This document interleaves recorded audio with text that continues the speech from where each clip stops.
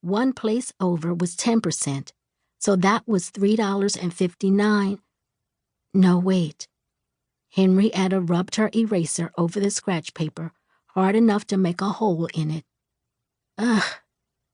Other people she knew could solve these problems in their heads. But no, Henrietta always had to do all the work, the multiplication and the adding and the carrying. And she had to count on her fingers and use scratch paper too, just in case.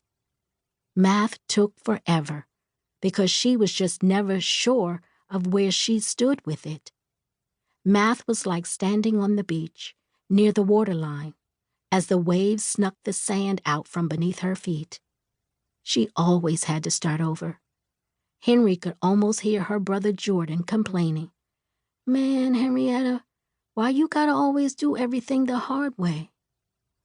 Because it was the only way her brain even sometimes worked to get the right answer. 10 minutes, the test lady said. 10 minutes? Henrietta quickly clicked an answer, then rubbed her chest, suddenly out of breath. She had too many questions left. "Please keep your eyes on your own work." Henrietta jumped. The test lady was right behind her and gave her a pinched smile. Henrietta sighed, turning back to her computer. She wasn't trying to copy anyone, but she knew she didn't always look at her own screen or her own paper. Mrs. Zabla, her old math teacher at the Vista School, had said that Henrietta looked up as if the answers were going to fall out of the sky. Henrietta very much wished they would. She'd known this test was going to be hard. Math in regular life was hard enough. She swapped numbers in addresses, phone numbers, and zip codes. She couldn't always remember when she baked, if half or quarter was larger, which sometimes led to some nasty cookies.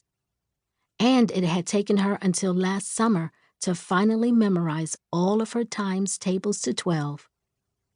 "Just focus," Mom was always saying.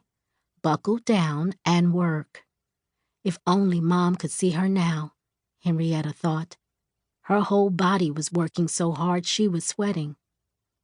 Hurriedly, Henry clicked the arrow to the next page.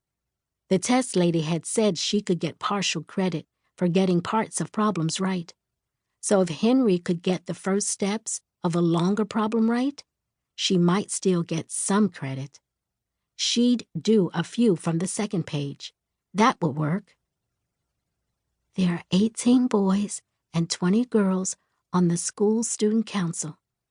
If a student council member is selected at random to speak at the next assembly, what is the probability?